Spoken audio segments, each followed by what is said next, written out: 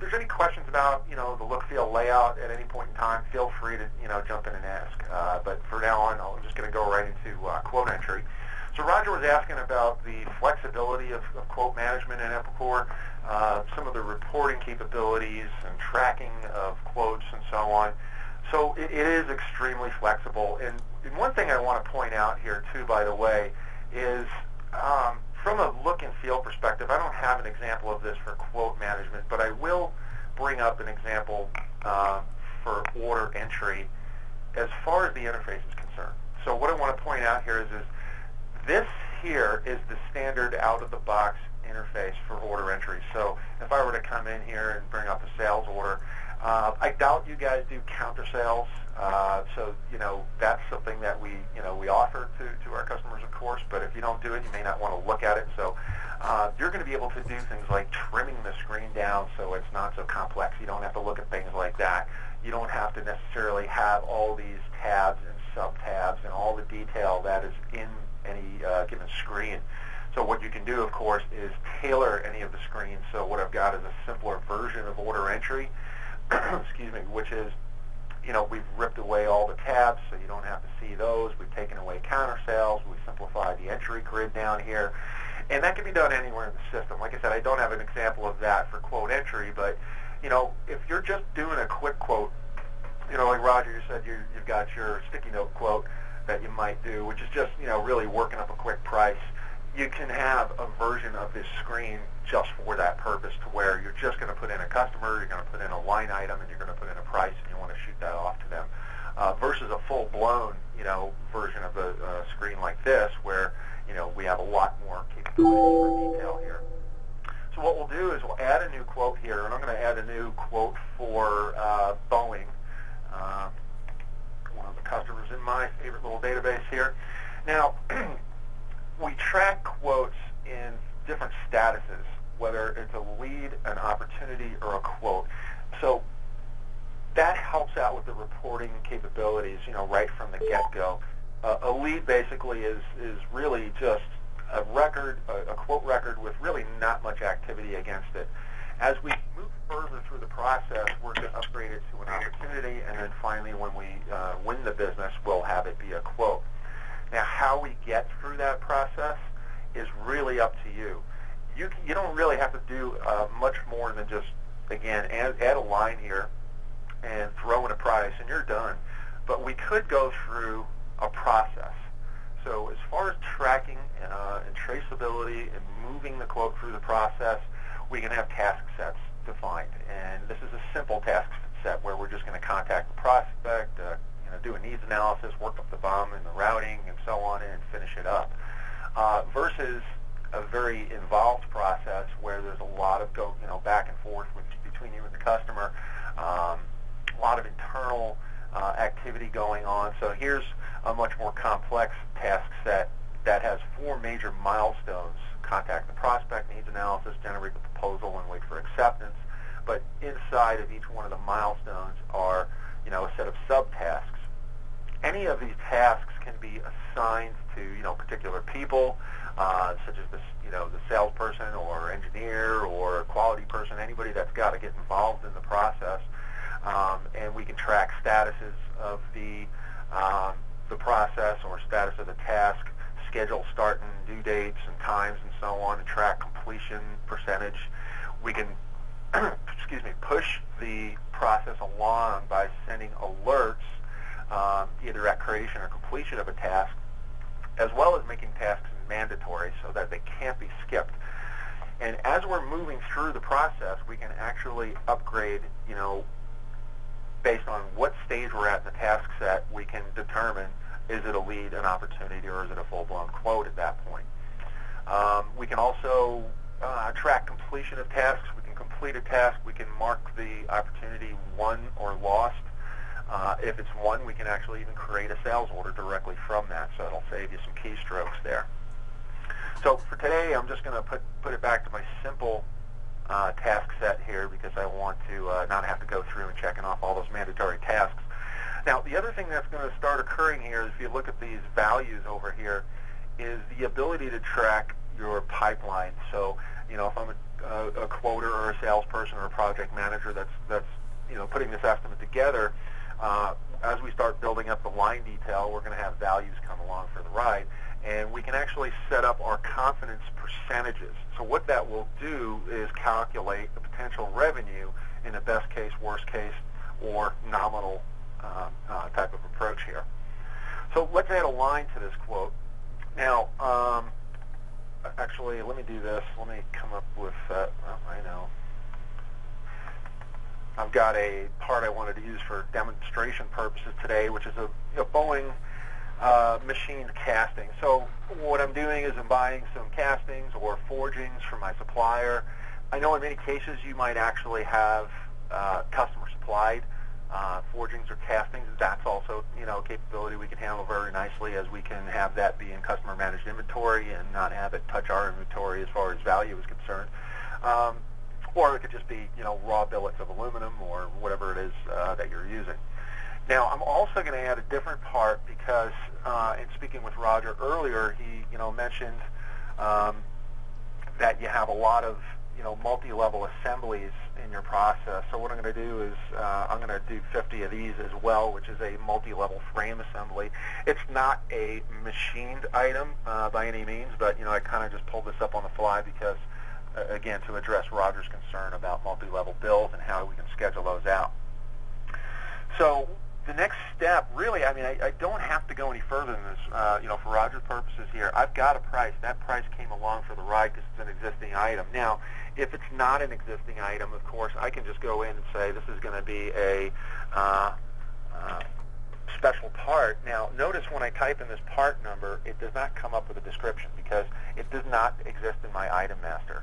So, we have the capability to do these parts on the fly, and I'm going to just say this is a special item, and we're going to, quote 25 of these, and we can just go ahead and throw in a price against that, and we're done.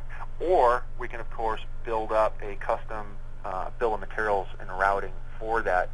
And the neat part about it is that it does not get committed to the item master because it doesn't need to. You may never actually win this business, so why commit that to your item master? It can be done later on, but the important part is that first go around, if this is just a prototype or a first run with this customer for this item, we can quote it, we can pass it through to an order, we can manufacture it, we can ship it, we can invoice it, but we'll never lose traceability of that item because we'll always be linked to a record, such as a quote, an order, a job, an invoice, and so on. Any questions so far? All right. If you're on mute, I can't hear you, but if you have any questions, make sure you take yourself off mute. Yeah, I was on mute. No, at this point in time, this works great for the. But if I had a complex part, I can physically build it up as far as material, and then pull in work centers and estimate hours and so forth and so on. Yeah, that's and what we're actually pull that going in. out of Vista. Yep.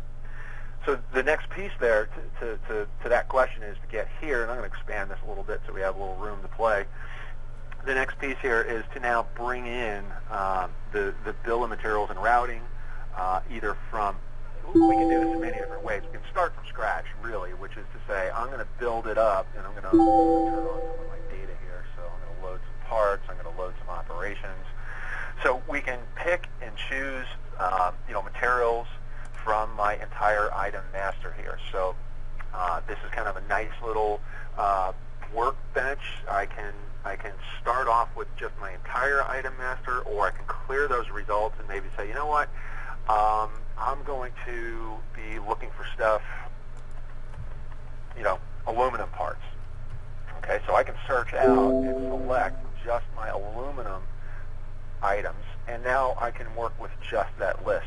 And when I decide what it is that I need, I can just simply grab whatever it is and drag it over to the menu tree over here and add that as a material item. And then from there, of course, I'm going to want to go and detail out the quantity, the costing. The costing is going to come along from the part master, but I can go in here and further detail this out. This is also an opportunity for where I can say, again, I have a part on the fly, Actually, we'll say it's aluminum. I'm going to buy some aluminum plate. All right. And some aluminum plate stock, whatever it is. I'll have to leave that. And then I can go in here and, of course, detail out how many of those do I need. I need 25 of those. The cost is going to be, I don't know. Maybe I don't know the cost. So I'll leave that at 0 for now. And since this is a part on the fly, so to speak, I'm sorry about that. I got to mark that. I have to mark it as a purchased item before I could save it. That's what that warning was. Now, who am I going to get it from? I might have a primary supplier, and I could certainly put that in here. So that's one way of defining that. Or I could say, hey, purchasing, go out and get me 3 quotes on that. I need to, get better pricing or have a better choice on what I can do with this quote. So that will actually be an automatic message over to purchasing to go out and source this aluminum plate for me. But basically, I can build this up, all the materials and all the operations and all the sub-assemblies, using this engineering workbench. I can, go grab operations from here and say, well, if I, need to go get a milling operation, I can search that entire list by just typing in either the code or the description or a combination of both. Bottom line is when I get down to that point, again, it's just a matter of selecting, dragging, and dropping that onto that method. So, and along for the ride comes the resources that are assigned to that operation. We'll get deeper into that when we talk about the scheduling piece. Now, I'm going to clear all that. I'm going to basically delete all of that, and for time's sake, I'm going to pull the details from another area. So we can get the manufacturing details from 3 different places. Here, it's going to default to the part master or the method of manufacture, where I have an approved revision sitting out there. I could go to another job that's in the system. So if we were to have run a prototype run on this or first article run on this, I could pull it from there. Or I might just have a similar job that has similar materials and similar operations. Or I could even pull it from a prior quote that might be out in the system. So I might have a kind of a parent-child approach to this.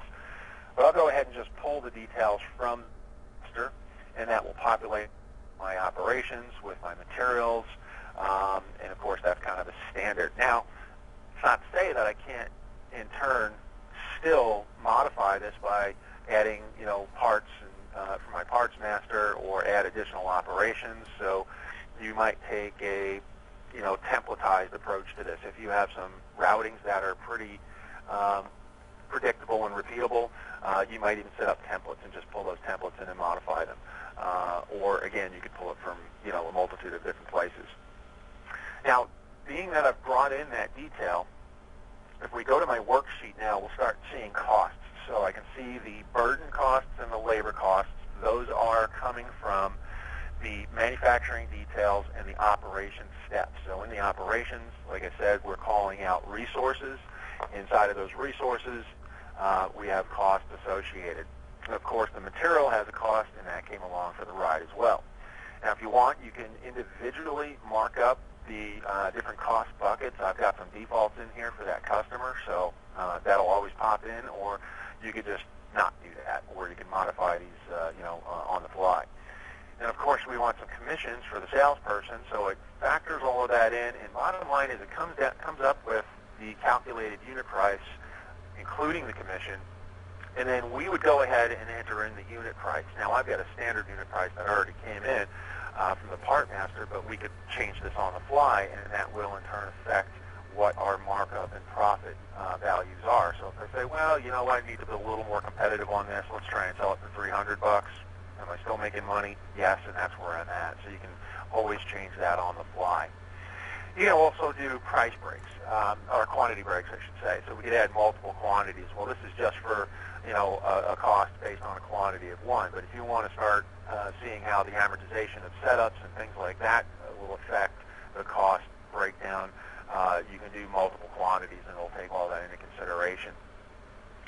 Now, I'm going to go ahead and pull in the manufacturing details for this next item here, which again was my multi-level assembly.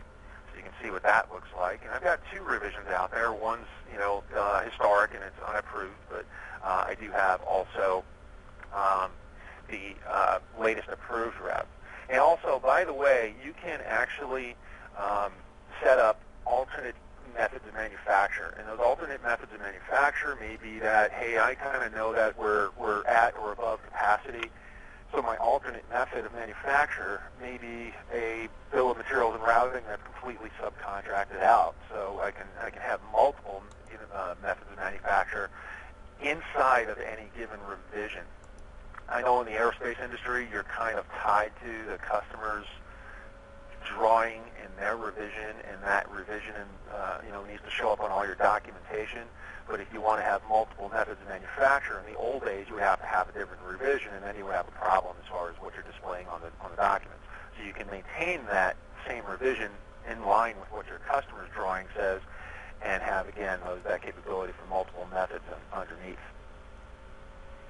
Okay, so we'll pull in the details for that. And what you're going to see here is, by the way, we also can have drawing document attachments tied to items or tied to even specific operations or even down to the material level, pretty much at any level. And being that we have those documents attached, I can pull that up and view that at any given time.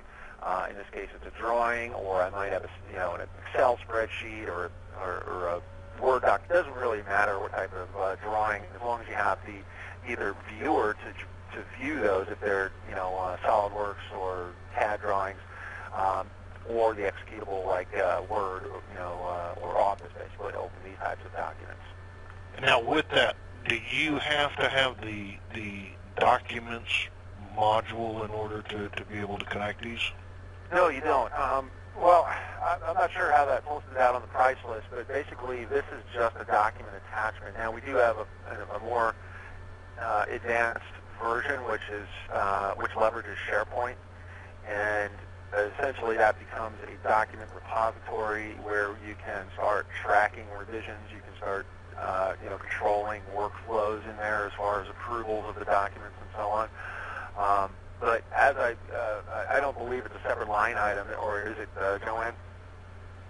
Yeah, actually it is. It's something that I'm surprised that you don't have it, but yeah, it's a small little module that allows you to attach documents anywhere within EPCOR. Right, but you have to have that module in order to do this process. Okay. Yes, you do. So as we go through here, what I'd like to see, if any of this links to another module in order to be functional, I'd like to know that. Okay, fair enough. So far, I have a question. Sure. Did I hear you say that this is the number 10 version? This is version 10 of the software, yes. So do we have the same capability in 9? Yes. Okay. Yeah, there's like Joanne mentioned earlier, version 10 was a major technology uplift for us. This is core stuff here: quoting, order entry, job management, scheduling. That's core stuff. We don't change that too drastically. We will enhance certain things, but all the stuff we're showing today is the same in 9. Okay. All right. So this, again, is a multi-level type of bill of materials. So we can see here I've got 2 sub-assemblies. The first sub-assembly has its own set of operations. And I apologize, this is more of a sheet metal type of approach, but you get the idea. And that pretty much terminates right there. But the second level, that has its own sub-assembly. So this goes to, basically 2 levels deeper, or 3 levels deep. And could go, as far as you could ever need, really. I don't think anybody's ever challenged the limit. I don't know that there is a limit other than a practical limit of how many sub-assemblies you can have. So the good part about this is, this is all going to roll up as far as all the costs are concerned. So if we're looking at any given level of assembly, we'll be able to see the costs associated with the materials, and or the operations and so on. So we can, of course, see all that right here. Well, let's see, what do I want to say here? Another capability, by the way, is also, the capability to copy and paste in and out of these grids here. So, Roger, you said you're pretty heavily leveraging Excel. That's not uncommon. What I'll do here real quick is just simply copy all of this out to Excel just to show you that we can do that with one button click. So it's going to open up Excel. It's going to take all the contents of that grid, drop it out there. And so I could do an update. I might say, well, I need 10 of these and 10 of these and 32 of these. And once I'm done making those edits, I can copy that, come back to the grid, and do what we call either an insert or an update. Now I'm going to update the existing just by pasting that in. So you'll see that made that change and saved it real quick. Now I could also do that just simply starting from scratch. If I had a blank grid, I might do a paste insert, or I might even append what's here with an additional list. So that could save you some time, in maybe converting from where you're at today to the future. So that's another capability I wanted to point out. Now just a general question. This capability is obviously functional in this module, but is that capability now available on the other modules as well, where we do have this type of a grid that we can just take it out and update it and stick it back in? Yes, absolutely. So, in every grid, anywhere in the system. And in fact, Raj, what you can do is even create your own interfaces. So, for example... Well, I'm just, as an example, in order entry, if I have a part number that has 50 releases on it, and they come in and they want to change the releases, can I go to order entry, the release screen, suck that down into Excel, make a real quick change, and then just paste it back in? That is absolutely the beauty of what we can do with that. So real quick, I'll just kind of do an example of that. I'll go into a... And I'm kind of getting off track, but this... That's all right. That's a pretty nice capability. Yeah. So I'll do, because Excel's really great at doing what, right? It's great at doing things like this. I'm just going to do a drag and fill, right? Just to give an example. And, let's say, I get this figured out. All I got to do is come here and paste update that set of releases. So I just did a real quick drag and fill, just populate some data. But there it is. It's just going to plug along and update those releases. Who did we lose? Or should I say, who's still here? I'm still here. Okay. We lost somebody there. I'm here.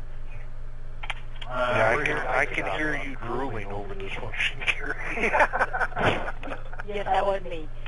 This is a pretty nice function that we currently don't have in 8, or at least if we do have it, we don't know about it.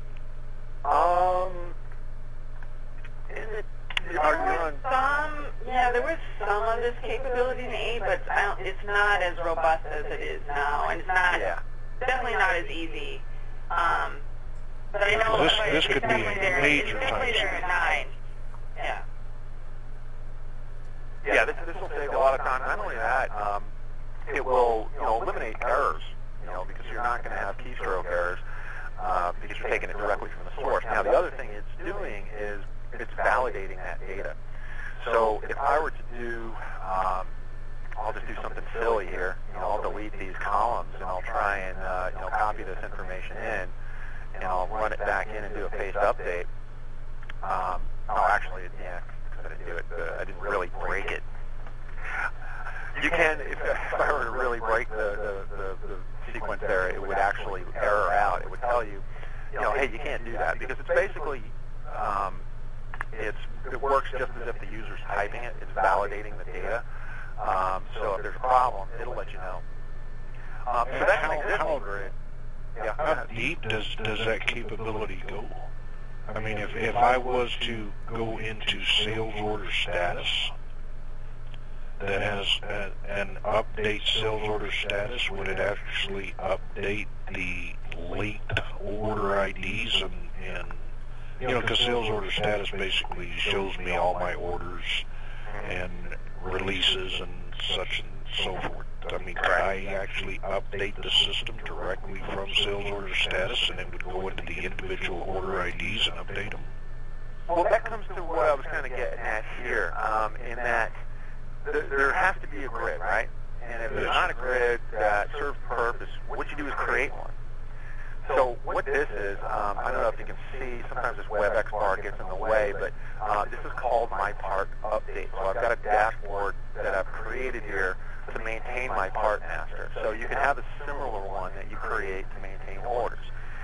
Because simply, the out-of-the-box way of doing things is the feed the beast screen, right? So this is my part master screen. If I want to maintain a bunch of parts, whatever I'm changing here, whether it be classes or groups or pricing or, lot tracking, whatever it may be, I got to do it one by one, and that's a very tedious way to do it. Now we can. Right, if you stay within the menu system, it can take all day. Yeah. I mean, I can do this at least, where I've got a list of parts, and I can kind of poke through it. I can even do something, even as nice as pulling this arrow down. So if this is what I'm changing, I can, go to the next part and make my change. Go to the next part and make my change. So I'm not reaching too far. But this is the way you want to do it. So what we do is we create a query. We pull the fields that you want to see.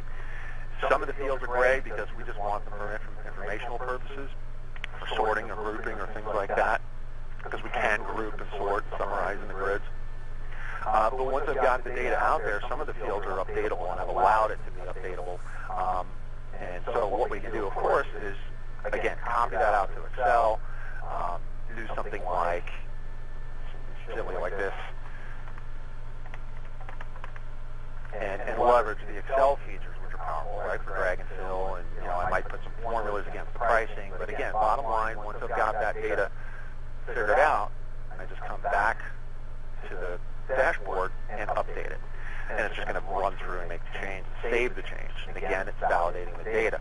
So to your question, the order status management, you can create your own dashboard to do that exact function. So yes, you can save yourself a whole lot of time. So that, and for Kerry and Omar's purposes, this really has nothing to do with what we're doing now, but I mean, this is a huge capability in the system that we don't have now. I mean, could you imagine, updating min-max and everything straight from sales order status and not ever having to go into the orders?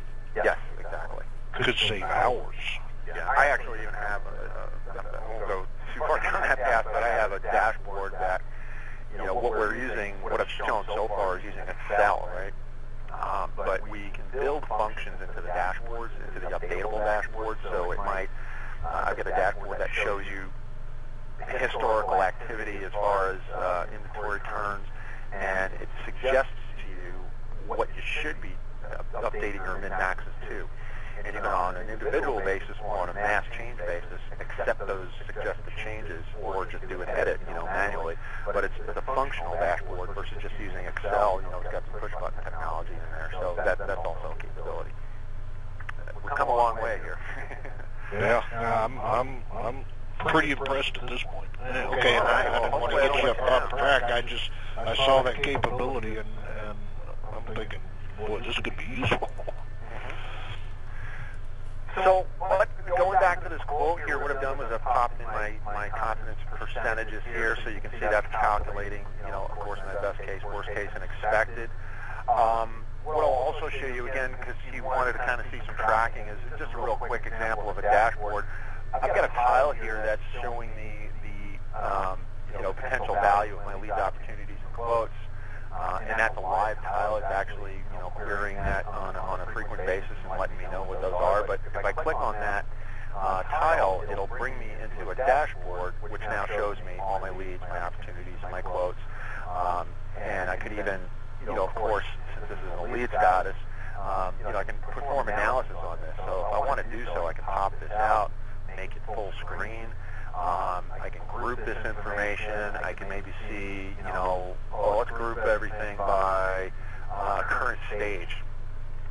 Sorry, that WebEx thing is getting in my way there.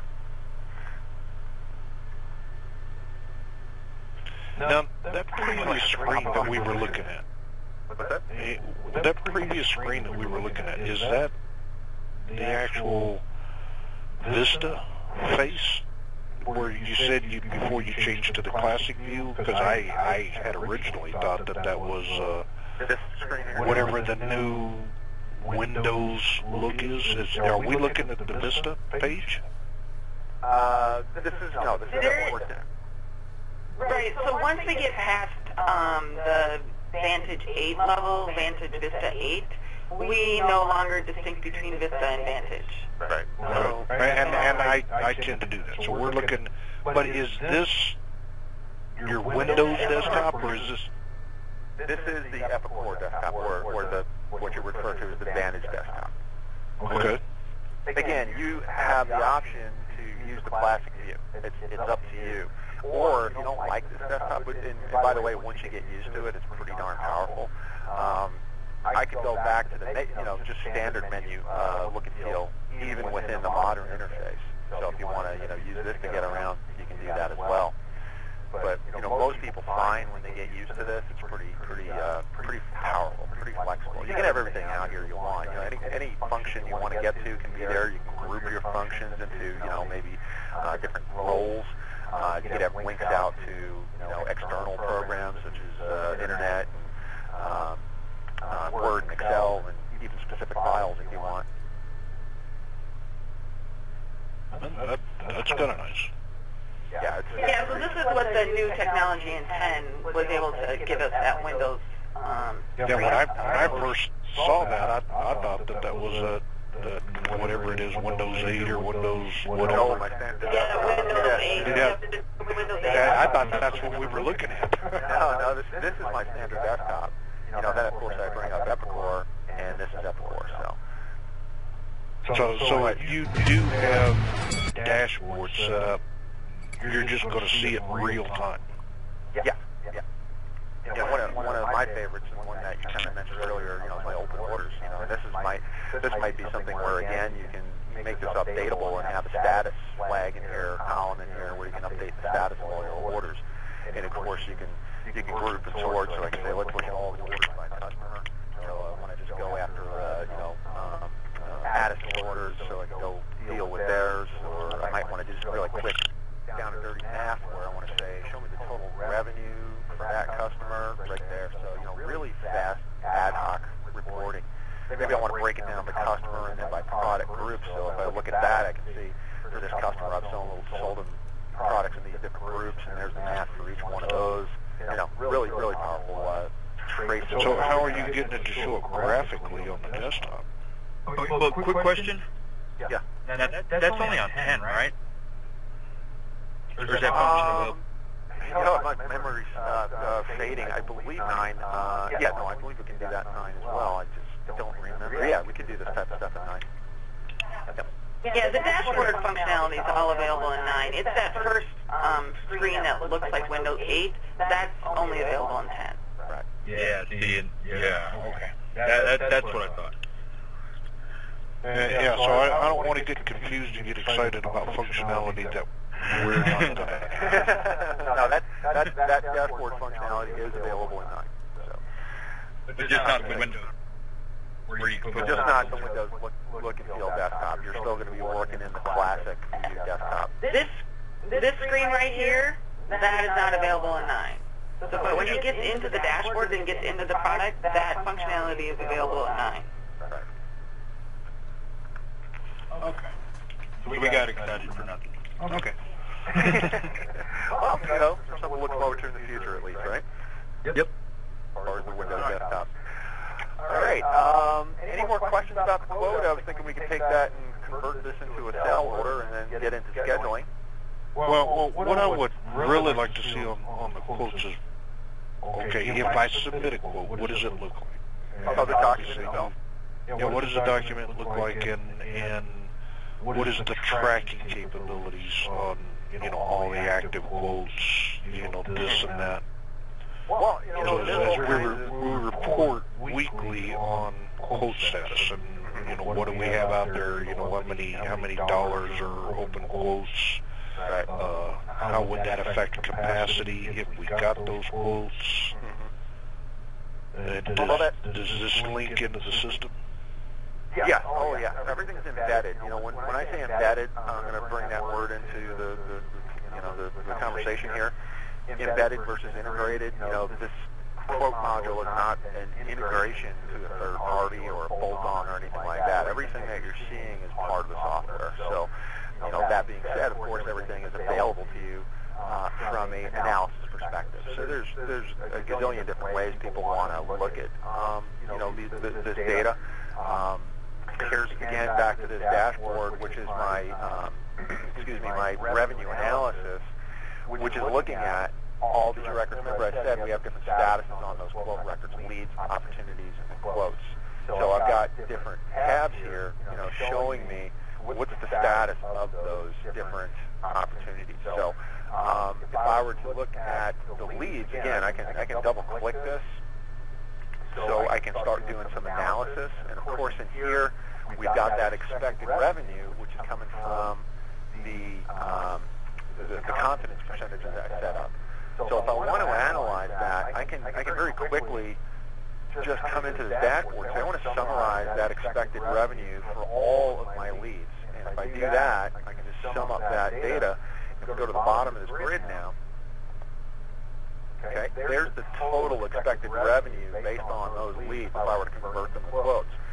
Now I can also, again, break that down further. You know, maybe I want to look at it by customer. So I can drag the customer icon up here, and now I can see here's all the expected revenue by customer. And if I drill in further, you know, I can maybe sort it by part number, so I can see, oh, I'm doing 3 different quotes for that are in process. Why do I have 3? Well, maybe that's valid, but maybe it's not. But I could even do that again. I can say, well, let's look at it by customer and by part number. So now I can see all the different parts under that customer that I'm quoting for them and what the potential revenue is for any of those. Now some are 0 because we didn't put it in values, but you know, really quick, down to dirty ad hoc analysis. I can even flip that and say, well, let's look at it by part and by customer. Maybe I'm doing the same part for multiple customers, which sometimes actually does happen, right? And once I've been informed that quotes, we lost it, I can turn off that quote so it doesn't show up on this dashboard. Oh, absolutely. It will come off automatically, because if I lose that, you know, and I would do that back here at a task, it would say, we've completed this task, and I'm not going to do this actually because I don't want to mess this quote up, but I can mark it as lost. I can't actually do it at that particular task because it's not allowed the way I have my task set up. But yeah, that just, you know, that just disappears or drops, of course, onto another tab here, maybe lost revenue tab, if you want to keep track of that. So the quote's still in there if I end up quoting the part again. So if I want to rebuild it. Yeah. Yeah, remember when we say we want to go get our details, remember we could get those details from, you know, 3 different places. I could go to that quote and pull that up. Or I could just search for that quote, excuse me, and find it and then duplicate it. Right? So I might find this quote that I had lost. Once I found it, I just say, you know, go ahead and duplicate it, and it does an exact copy, and you have the option to say, I want to pull across the, you know, the costs and so on, and which lines from that quote do I want to use, and whatnot. Okay. All right. Go ahead. No problem. So on the analysis, Roger, I mean, like I said, we have a bunch of different dashboards I could show you. Here's the bottom line. If the data's in the system, which it is, right, it's going to be, you're going to be able to pull it into whatever dashboard or analysis that you prefer. There's a lot of standard ones that come out of the box, but you know, you can have a ball with that type of stuff. All right, does it also tie into the scheduling module to where if I've quoted, you know, X amount of hours on the Variax Work Center group, that it'll tell me, okay, but you get this, you have to go buy a new machine. You're going to be way over capacity. Yeah. Well, he can even do, at this point, which is pretty rare, a what-if schedule. Now, since it's not committed, of course, that's the best we can do is a what-if. We can't actually schedule it, otherwise we're actually putting demand in the system.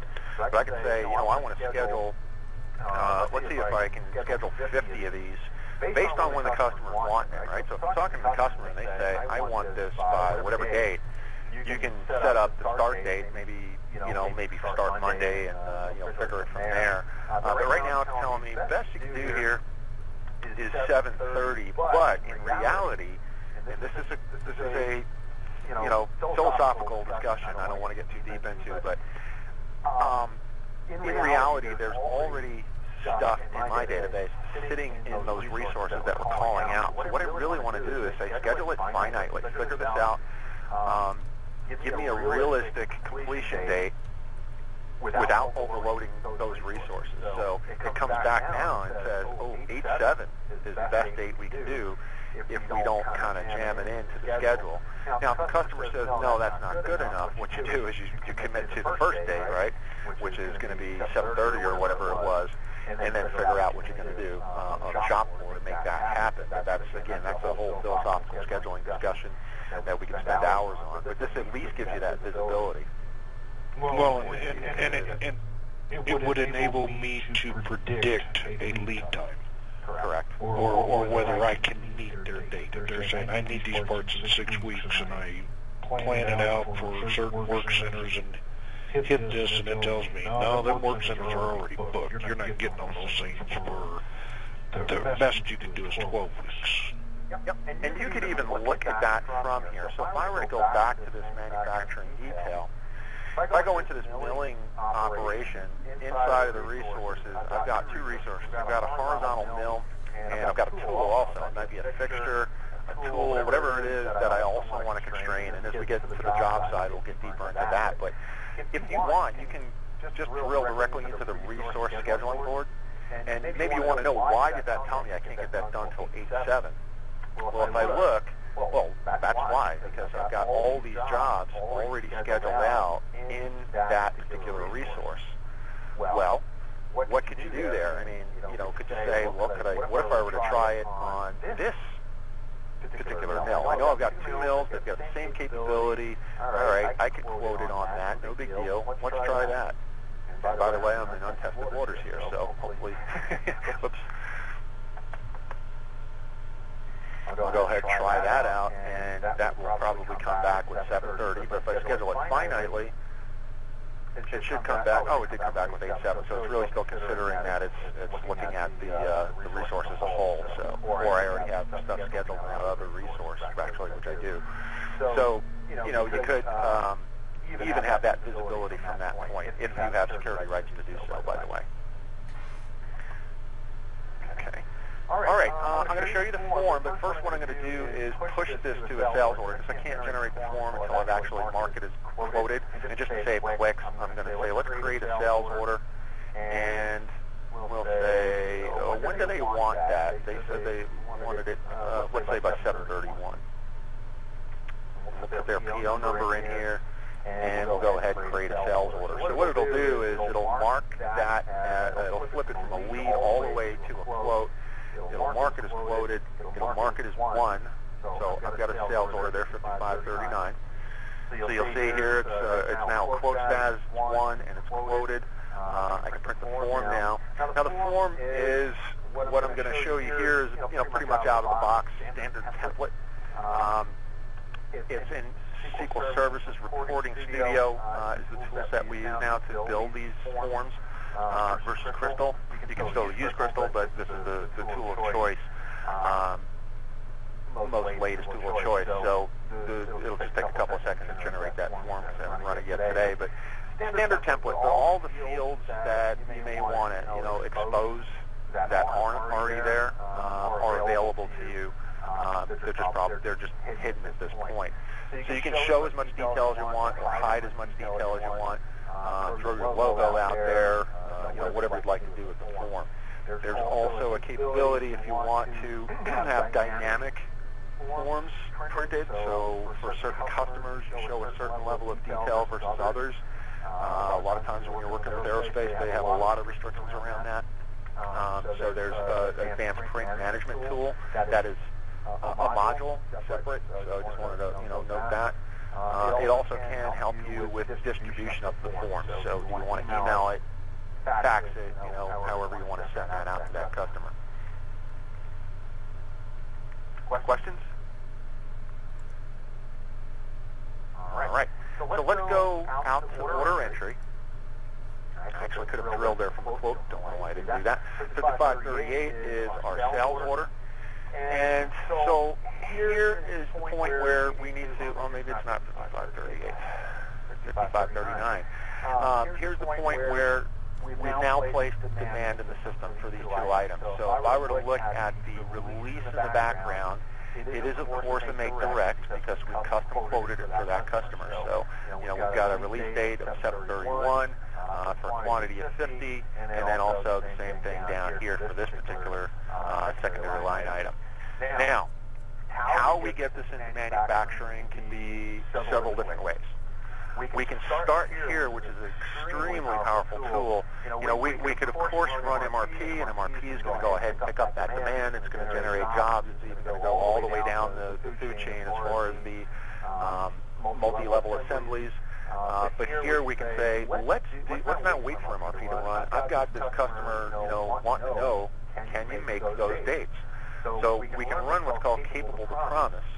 This is available in 9. And this starts getting into advanced planning and scheduling, where I want to know if I can meet that need by date for each of these items. My best start date could be today, or I can say, you know what, today's a shot. So let's push that out to the 27th, Monday, because we're not going to be able to start it today. Now, when I run this calculation, it's going to come back with a calculated completion date based on the current shop capacity and the resources that are called out for these parts versus the load. So it's calculating out by creating temporary jobs. You'll see here, just like MRP would do, but I don't have to wait for MRP to run. And here it's telling me 8/7 is really truly the best date you're going to be able to do here. Unless we say, again, like we did on the quoting side, let's try it by running it infinitely. In other words, loading those resources or overloading those resources, and it should come back with a little bit of an earlier date. But again, that's the best we're going to do. Without really, what you've done is overloaded those resources. So if I were to actually drill into this job here, that it's created a temporary job, that's how it figures all this stuff out. If I go back to that resource again, right, that horizontal mill, and let's go look at the resource scheduling board for that, what you'll see in this case is that it's stacked up that job. It jammed it right in that schedule. So this job is now at risk, right? Because don't know if you can load that machine twice. But again, we could maybe take a look at the other resources and push it over there. Or we can come back and respect the schedule and tell the customer, this is the best we're going to do, so let's recalculate that. And it'll come back with the truth. Yeah, but from a sales standpoint, that's not like I said, I don't want to get into those philosophical discussions, right? That could be a deep discussion. So we got a scheduling issue at that point. Well, and I got a question. Scheduling. On the resource groups. Yep. Okay, the way this new scheduling module works, I guess you have secondary and tertiary options on the resource groups? Yep. Okay. And yeah, we'll get into that in a couple of seconds here. Actually, I can drive into that right now to discuss that. But just before I do that, notice this is where it put that job now, way out at the end, right? But it's marked it as red. Why? Because it's late now. They're not going to meet that customer's due date. Now, to answer your question, it just kind of makes sense maybe just to drill into the resource group and talk about that. So here is the resource group maintenance for that particular horizontal mill work center. In the old days we used to call it work center, if that's what you're calling it today. So it was work centers and machines. Just to clarify that, it's now resource groups and resources. I guess maybe a little more politically correct, because when you bring people into the mix, you don't necessarily want to call them machines, but it actually is more the standard these days in the industry. So what we've got here is, of course, you can define your resource group, give it a name. You can assign it to a particular department. You can assign a calendar to the resource group as a whole, or you could even do this down at the specific resource level. It's very handy when it comes down to people as resources, right? So if the machine might have a calendar of 24 hours a day, but if there's not a person standing in front of it, that's going to be really the true constraint if it requires an operator.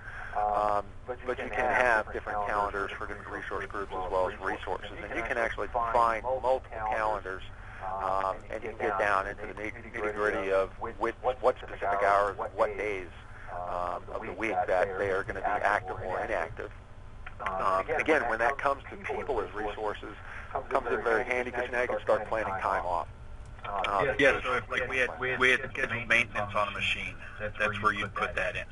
Well, no, actually, yes and no. I'll say if you were to leverage our maintenance module, okay, again, I don't know if that's in the mix, but by adjusting that calendar, yes, that's one way of doing it. But the maintenance module, what that will do is you can have planned and reactive maintenance. So a planned maintenance would be that, hey, I need to maintain this machine on whatever frequency, maybe once a month. I need to clean out the coolant tank or something like that, right? So that's going to take it down for a day at least. So it will actually create a maintenance job that allocates that resource and locks it up, basically. So it puts a job in there in the schedule and blanks it out so nobody else can schedule, nothing else can be scheduled in that period of time. So it's a little more comprehensive than just turning on and off check boxes, because then you got a maintenance job, you've got operations to track, maintenance labor, you've got materials to consume maintenance materials, such as, again, if we're changing out a coolant tank, of course we're going to have to replenish the coolant. So I need to know, from a purchasing perspective, when do I need to buy that coolant, and how much do I need to buy, so they can actually see that demand, over time phase, and figure out, the best schedule to purchase coolant, for example. Does that make sense? Yeah. Looks like your overhead is shrinking, Roger, as we go along. Yeah. But that's really going to put some organization in maintenance. It's a pretty cool module. Not only that, it can handle your calibration too. So if you're using a third party today for calibration, you can incorporate your calibration schedules into it as well. Didn't need the quality module after all. Yeah, that's separate from the quality module, but that is a quality effort, of course. Okay. This location maintenance down here, what this is part of our advanced materials management module, which is to say that we can track the location down to a bin level of any product anywhere throughout the working process, when it's in working process, I should say.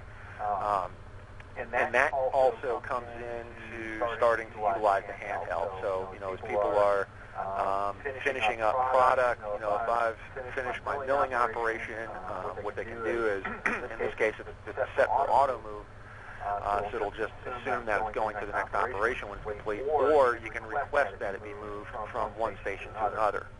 So somebody with a forklift is going to come over and pick up that skid from material handling, and they'll be notified via a queue on their handheld.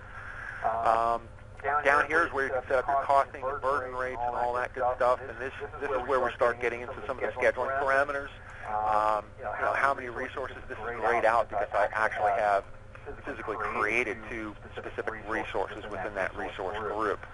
And if I go look at that particular detail just by drilling into that, you can see that, again, we can have a separate calendar defined, or we can just inherit the calendar from the parent, which is the resource group itself. Again, this will now have its own specific values, just like the resource group. Or, again, we can say just use the resource group values for costing or scheduling and so on. But some of the other things you can set up are queue hours, move hours, to pad the schedule for non-time-based activities. So, if it's say a painting operation, I need that paint dry for so many hours before we move it. Or, there's always a queue in front of inspection because, being a former QA guy, we just take our time, I know that. How do you want to report overload, at what percentage or threshold? So, if you want to know that resource is overloaded, one of the tools we have is an overload informer. And this some resources are going to typically be overloaded by a certain percentage, so you're okay with that. But you can say, inform me at a certain threshold that I need to know about that. So the other things we can do, which is really gets into advanced planning and scheduling, are, first of all, multiple resources. You can, in the standard scheduling module, have up to 2 resource constraints on any resource, on any operation, I should say. So again, a tool in a machine or a person in a machine. The advanced planning and scheduling module allows you to have just basically an infinite number of resource constraints. So I might not only need a machine, but I need a fixture, I need a person, I need a skid, I need whatever. And until all of those are available, it won't be able to schedule it. The other thing you can do here is also at the specific resource define whether it's a finite or infinite resource. So in other words, back to the conversation when we were trying to schedule these jobs, is it infinite, meaning I'll schedule off the customer's due date, I'll be informed that that may have created some overload because I've got overlapping jobs, and then I can decide what to do with that overload. Typically in your business is what I see. Finite capacity says I cannot overload this resource, which is what you were seeing earlier. So it says I'm going to push that job way out until I find the first open spot in the schedule, and then deal with the results. So it's really, again, a philosophical way of deciding how you want to do that. Capabilities is where we can start assigning things like on a milling machine, it might be your table size, it might be whether it's a 3-axis, 4-axis, 5-axis, whatever. It might be the accuracy that machine can hold. Maybe these 2 machines are identical, but one's a little more beat up, so the accuracy is kind of failing. So what you can do is at the resource level assign capabilities, rather, and constrain the schedule based on those capabilities. So if I need a 5-axis, I've got a 5-axis job I'm putting through, it would not try to schedule it in this resource. It just wouldn't work. Or if I need a person that's trained to a certain level, I don't know if you guys do any welding, but if I need a certified welder, that's a resource where I could put a capability constraint. Or, sky's the limit, but you're adding multiple layers of constraints. So not only are you tying resources to operations, you're tying capabilities to those resources as well. Make sense? Yes, but can your planning actually choose an alternate resource, is I think where Joshua was going? We have, for example, we have horizontal milling machines, and I have 40 tapers and 50 tapers. But in some cases, if the 40 tapers are totally booked, I could push that work over to a 50 taper. Yep. And we'll do that. The system, you can say this is close enough. If we're overloaded, go to this one. Yeah. So you're exactly right there. What you want the system to do is as much heavy lifting as it can for you, right? So you want it to figure that stuff out and leave you with just the exceptions.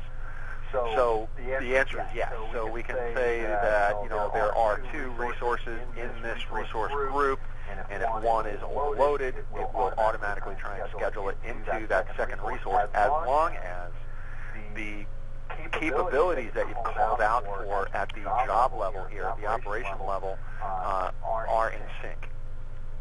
Now, will it go to a different resource group, or will it only go to the resource? It will only go to the resource within that resource group. So you have to be careful how you structure your resource groups to make that available for that other one. Now, it's not to say that, and here in my example, I've actually called out, the specific resource at the job level. What you would typically do in that case is just call out the resource group, right, and maybe a capability, and leave the resource blank, and that's where the system will make the decision for you. Make sense? Yes. So I kind of stepped on my own toes here. If I did not call this out, that's why it wouldn't schedule the way I was expecting it to before. If I had not called this specific resource out, it would have been able to meet the customer's due date because it's going to just automatically drop it into horizontal mill number 2 because it matches since none are called out.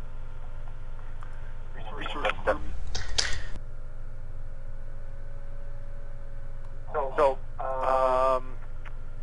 we could go on for hours and hours and hours about some of the additional capabilities. That's pretty much the meat of it. Again, your capabilities and your finite capacities and things to that effect are really the meat of the advanced scheduling setup anyway.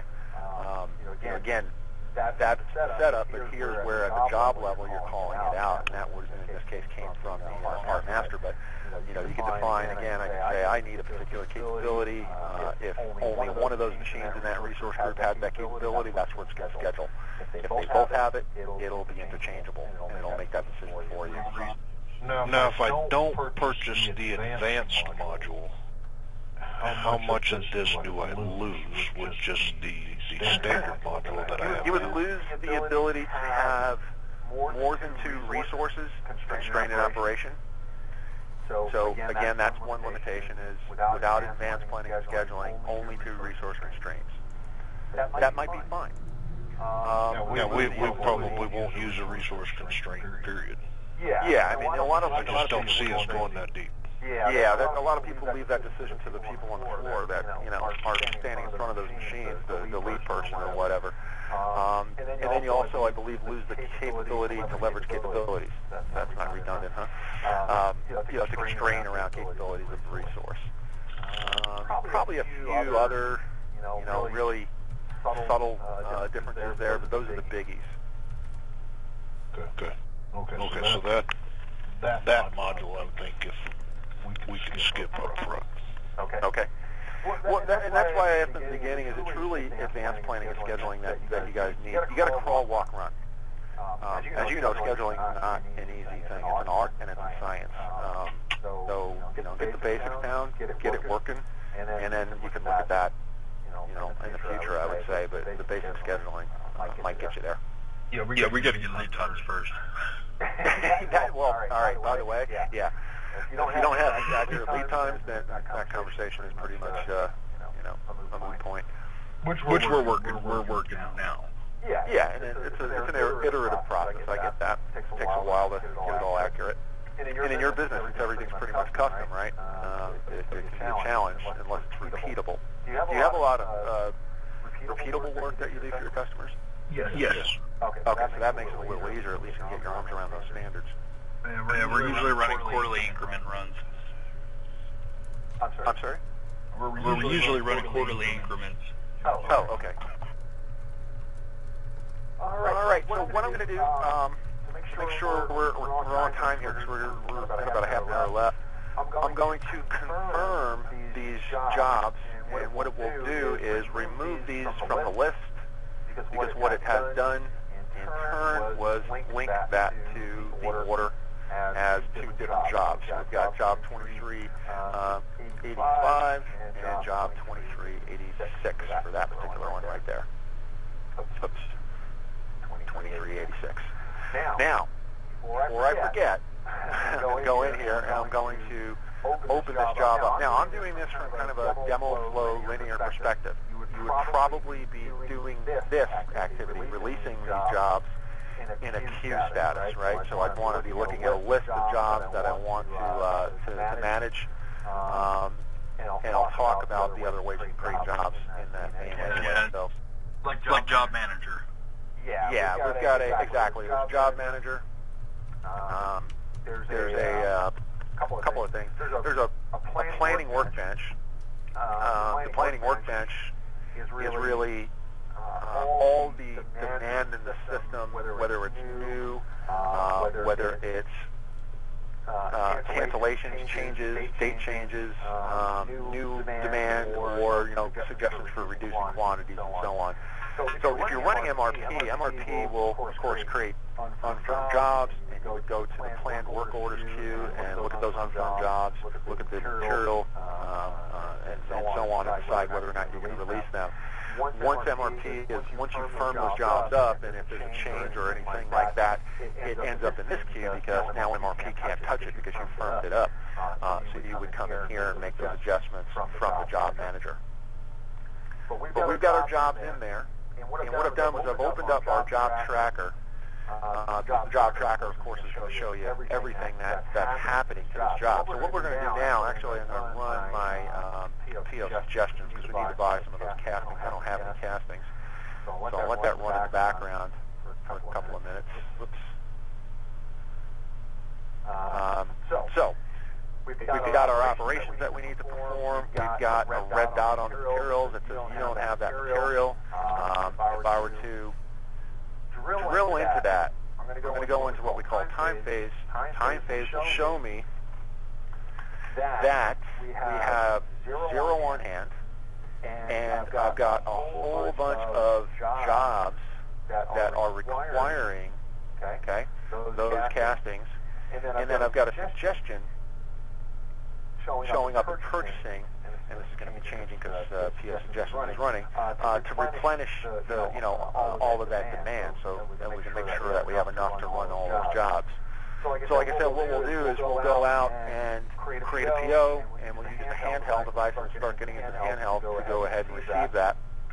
So PO suggestions should be done, but we'll see.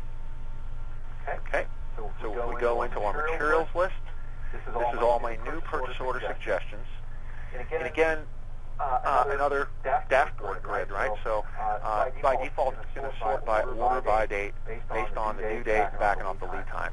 Okay.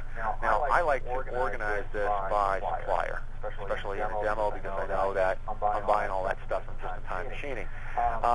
So this, this is really not the big focus of the demo, but I just wanted to point out that it's very easy to, of course, create that PO from suggestions by checking off those boxes and generating my purchase orders, which will now, of course, create a PO with one line and multiple releases because there's multiple release dates there. So you can see those dropped off the list for just-in-time machining. We'll go look at that purchase order because I do believe that it is going to be unapproved.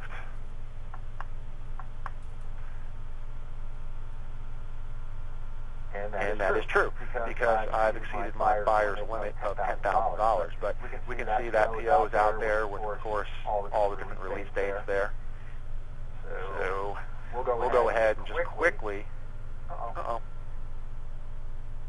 WebEx thing here. Hang on a second while I wait for that to catch up. Are you guys frozen on your end? But it's kind of grayed out. Yeah, I think the WebEx just kind of... Now this would also tie into, because we do have the supplier quoting module. So if I'm needing material, we could pull from these suggestions to create RFQs to the 3 different material suppliers. Exactly. Yep. You can do it, like I said earlier, I did it from the quote stage, and you can also do it from that stage and say that, I don't have pricing for that. That's demand that's showing up there, and I want to generate an RFQ. Looks like WebEx is a little frozen here. Give it a couple of seconds, otherwise I'm just going to kind of restart.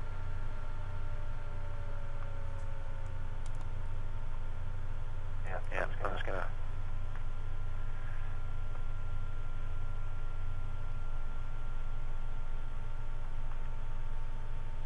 Wow. WebEx does that once in a while.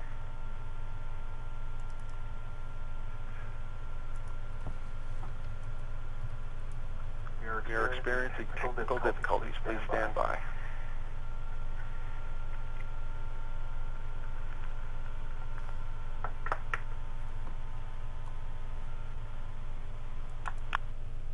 Yep, that looks better. Okay. All right, so I'm going to go into PO approvals just to sign that off so we can move forward with the handheld process. So I'll accept that purchase order, and that should be good to go. All right, now, I'm going to get my job tracker back online here. There it is.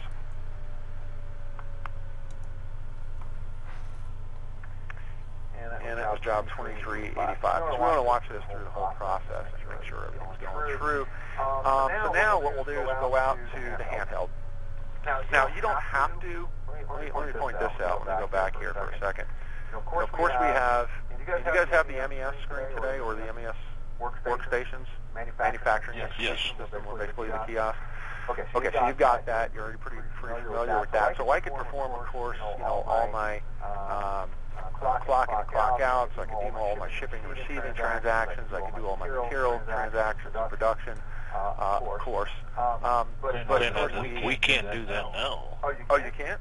No. Our MES is strictly for clock in, clock out. I've never seen shipping and receiving material, anything like that. Okay, so I should go through this then. So is that a new function in 9, or is this a function in 10? No, you have those modules, so it might be just be a setup or implementation. Yeah. You know what we also do in a lot of cases, that same MES screen, you might have tweaked it so that it looks like this, which is clock in, clock out, start activities, and so on.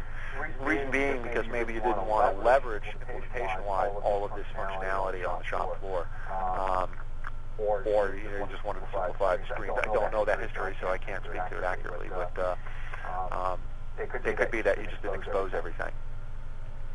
But all of the transactions that are available there are also, of course, available on handheld. So this is an emulator, of course, of a device, an Intermec device, CK31. But just know that all of the screens have been scaled down so that they fit, of course, on the handheld device. So it's all the same MES functions, just sized for this type of scanner. So first things first, we'll go ahead and receive the product. So we'll go ahead and do an inbound process and an inbound PO receipt. And that PO should be 4487. Yep. And we'll put a packing slip in, and then we'll just kind of run through this and receive all 5 or 6 of these lines. Now, note this. Do you guys expect everything that comes in the back door, or do you do it on a dock-to-stock basis, or what? But we don't force it into stuff. We don't force it into inspection. It's just a process that we do. Okay. But I don't utilize Vista to notify inspection that they've got to come out and check a part. Okay. Because this can do that, so that's the way I've got this set up, but it's not completely required. I'd like to enter a new lot number, yes. So I've also got lot tracking turned on. I turned it on just before this demo because I heard you talking a little bit about lot tracking there. So we're not only creating a lot number, but we capture additional information against the lot, and I've just decided to grab the heat number off the cert there. So we'll go ahead and do that and save that transaction. Now, will it issue its own lot number in sequential order? It's up to you. That's by choice. So in this case, I've got it set up to just grab the next sequential lot number, but you can actually set up a lot number mask. So you can either use a mask, so it could be date code, it could be part number included, and just a host of different ways of creating it, or you can enter it manually or scan it off the document. Now, okay, question. Say we wanted it to go in sequential order, but we had an oddball. Could we throw it a lot number, say 100 pieces out in the future, and when it goes in sequential order, it'll skip that one when it comes to it? Yep. Just using the sequential lot number in future, yes. So you can still dictate a lot number that hasn't been used yet that's farther out. Correct. Yep. Very flexible in that respect. I'm going to run through just another one here. So there's your capability to manually do it. And I'll go ahead and save that. That's good enough for now. I've got a couple. Whoops, I need the heat number, of course. So it's restricted. You can see that if I don't capture the additional information, it won't let me receive that. So I've got enough in there to cover us. Now, what's happened here is, of course, it's ended up in inspection, right? So there's a couple of things that have happened. Number one, it actually hasn't been moved to inspection. It's still sitting in receiving, right? So we have our material handling queues. So you can see that, I've had a purchase to inspection transaction, but it's still sitting in receiving. And I don't know if you guys do this. I haven't seen your shop, but receiving receives it. It sits there. Somebody needs to go grab a forklift and bring it over to inspection. So I'll just go ahead and process this through. that one, save that. So now I can go to my MES or an Office, terminal, and go into inspection processing, and go ahead and look at all the PO receipts that are going to come in here. And you'll see, of course, there's our receipt lines right there. So I can see from just in time, I bought 50 of those, received them in against that PO on that packing slip. I'm going to go inspect this, and I'm going to pass or fail, the quantities here. So in this case, I'll say I'm passing 50, so we can move it along. And again, I can request a move here so that what it will do is put it back on the material queue. So inspection's done. For me, I got a bad back. I need somebody to come get it. So I'm going to come back into my material queue, and there it is, 50 pieces to be moved from inspection over to the Chicago warehouse, bin number 0000. But now for the inspection functions, you have to have the QC module. That is true. That is true. Now, there's multiple layers, by the way. Let me process this. I'll come back to that. I have one question. Now, Roger, we're not using Vista at that level. No. Will that be a problem? Do we have to move that material over? Do you have to queue that material? Because the way we're using Vista, we're not designating certain people assignments within Vista. We're not at that level yet. No, we won't use this functionality. The handheld or the moving? The moving. Okay. Now, so you don't have to do that. No, you don't. You don't. I'm just showing you capabilities here. If you wanted to, okay. Right. If we were. There we go. I forgot what my lot number was since I can't scan it. The material moves. No, it's just a capability that's, again, available if you want to utilize it. The only reason I was showing it because it was kind of incorporated in the handheld to have those queues. But essentially, all those transactions can be done via the handheld. Go back in there, shipment closed out. Again, trackers are available, right? Again, the trackers being the inquiry tool sets. I can do labor transactions, which we'll do in a minute, material handling, shipping, receiving, and so on. So we'll do a material handling, and we'll do a outbound process, and we're going to issue that material to that job. So do you guys do a pick approach or anything like that, or is No, we just go and get it. Just go and get it. So, somebody's going to have a job traveler here, right? On that job traveler are going to be the barcodes for that material. So they'll scan, beep, right? Beep, beep. They're going to be scanning all the stuff off the traveler. Okay, we're taking 50 from that warehouse and moving it into production onto that job. And darn it, I should have noted my lot number. So I'm going to do that from the MES screen. I should pay more attention to what lot numbers I assign. So I'm going to issue that material, same thing, but I'm doing it from the kiosk now. My bad, sorry about that. So I'm going to take 50, and now I can look up my lot number. And 2, 3, 4, 5, 6, 7, 8. I should remember that. And okay. So if we were to go back to the job tracker, of course, we're going to refresh this, and we're going to see that material has been issued. If I go look at the detail, of course, we're going to be able to see, here's the material transaction, stock material, 50 units, of that lot number, cost, and everything has gone over there. Now we want to start working on this job. So again, there's two ways of doing this. I could use the MES, where I can go to a work queue. This is kind of handy because, if I were to go pull this job up, I can see, of course, the operation comments, but I'll see any documents that were linked to that job, and I can pull those up on the shop floor and look at that document or that print or whatever it may be, 3D version of that. But you have to have a document control module. What's that? That's a separate module, right? Or again, I can do it via the handheld, where I can go in and perform a labor transaction. I can start, do all the typical starts, indirect or production or setup. So I might start some setup work, again, I've got the job traveler in hand. I go ahead and beep. Oops, beep.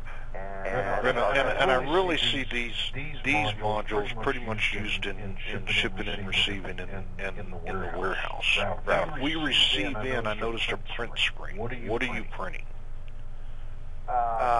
You're printing receiving labels at that point. I'm sorry, I should have talked about that. I was going to jump around.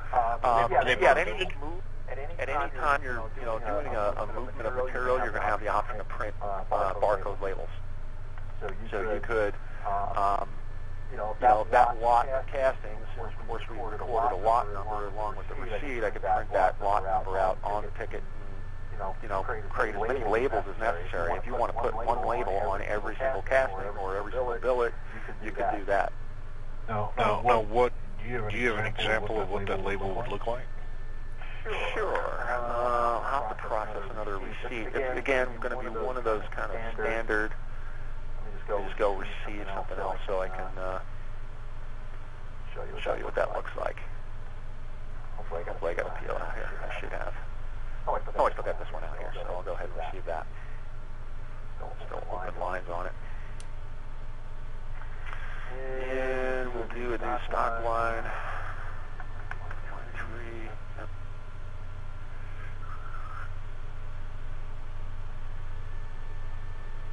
There we go. All right, so I'll need a lot number. I can't remember 1, 2, 3 in case I need it again. And we'll save that, and that's going to ask me for my heat number. And then I can go ahead and print my tags. And like I said, how many per container? If I say there's 50, it's going to give me 1 tag. If I say I want 1, it's going to print 50 tags. Make sense? Yes. So if you want a lot label for every single one of those, that's how you would do it. It just does some simple math for you as far as generating the labels. So that'll take a second or so to come up. But again, these are the standard out-of-the-box types of labels. So you can see here, the part number, the lot number, 1, 2, 3 is in there, quantity, supplier, PO number, and the job, if it were assigned to a job, that would be there as well. And then what bin we're actually supposed to put it into. And we could customize this label to reduce it to just a label maker type printer. Absolutely. What I'm looking for is just a barcode. Yeah, absolutely. This is, again, the standard out-of-the-box label. You can format this however you like. And then if I was to just to do inquiries in the warehouse, could I just go and scan one of those labels with that scanner and it'll tell me what this is? Sure. Yep. You would go into one of the trackers, and in that case you would be looking at part tracker, for example. So on the handheld, bring that up again. We can go into the different trackers. So if I go to part tracker and scan the part right there, you're going to be able to do an inquiry against that. All right. Scan the barcode. I'm sorry, there was a couple of... Now, would you scan the barcode? Yep. If you scan the right barcode, yeah. If you scan the part number, which is going to be one of those barcodes on there, you would put in, beep, scan that, and then give you the details of that. So you can see the bin location, the on-hand quantity, lot number if that were applicable. Now, this is, of course, limited part tracker because it's on the device, but it gives you the basic information. You can tailor that. How much is one of those? Question? What was it? How much does one handheld cost? Joanne, you got any numbers on that? I can. It's actually sold through a different group, but I think it depends on what you guys need. If you need it, to be able to scan, all the way up to the top of your ceiling. If you need to be able to run over it with a forklift, that kind of thing. So there's different types as far as what you guys need. If you just need like a short range scanner, I think they can go. They run between 2,000 and 5,000, I think, per. Depending on what type of ruggedness or scanning capabilities you guys need. But from what I also heard, if we've got laptops, we can just plug in a standard scanner, Yeah, if you're using Correct. Yes, you can be tethered to. Yeah, you can be tethered to a laptop and just scan from that too. So. Right, because you could now have, if you even on a tablet, if you're running MES on a tablet, now you're just using a, for lack of a better term, dumb scanner, which is just scanning the barcodes and putting it into the field that you're currently in, versus having the handheld, which has functionality behind it, right? So it's either or both. But I'll send you we have a list of kind of the recommended models that we recommend that's been tested with our software. So I'll send you that, the symbol and the intermec and things like that. So the different models numbers, so you know what we recommend for that. And I'd just be curious, would you be able to go on the floor and scan a traveler and see if the operations have been completed up to the current operation it's on? On using a handheld, using this particular handheld, or one that you guys have. You should be able to do it through the. I don't have the job tracker exposed online right here. Good question. And I think. It'd be a really good way to collect times and a really good way to just double check that they're doing times. Well, you can set up things like alerts and stops and things to that effect. For example, I believe I go black out here. I think I started that setup operation. Yes, I did. So now if I were to go do something like start production activity against 2385, operation 30, okay, it's going to bark at me. Tell me that, a previous operation hasn't started, the setup is not complete, and you can have those be hard or soft stops. If you want it to be a hard stop, they just can't clock into that operation. They're going to have to go back to the prior operation that is open and either address that or close it out somehow, or delete it if it's just not going to happen. So we can set up using the toolbox, using the technology to make that view available on the handheld. So that would just be a configuration. So we'd have to probably work that into the implementation. Okay.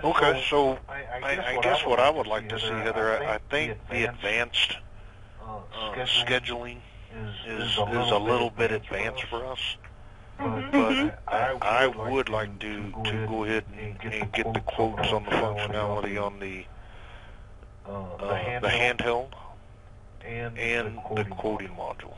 I think the handheld could drastically improve our inventory location for cycle counting, so forth and so on, and just make issuing and receiving material a little bit easier.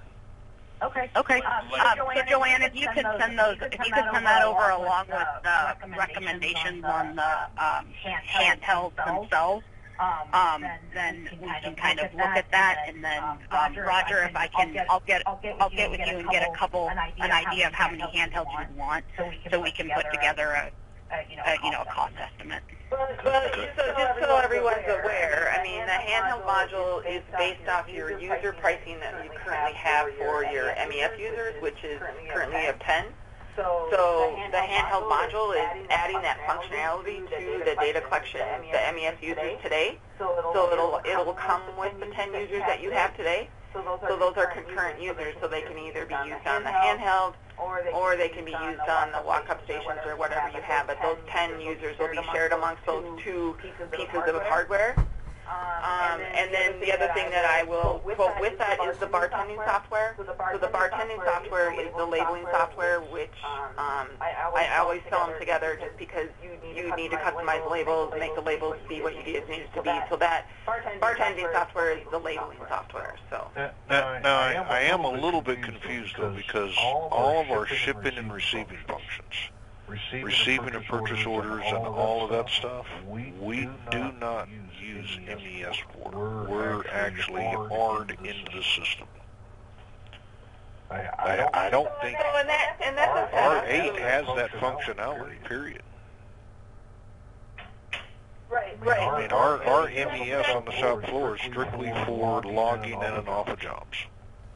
Right, so that was probably was a decision that was made at the time of implementation. You guys own the shipping and receiving module, so whether you give the access out on the floor to the MES users, sounds like you did not do that at the time of implementation. You kept it as part of the office user.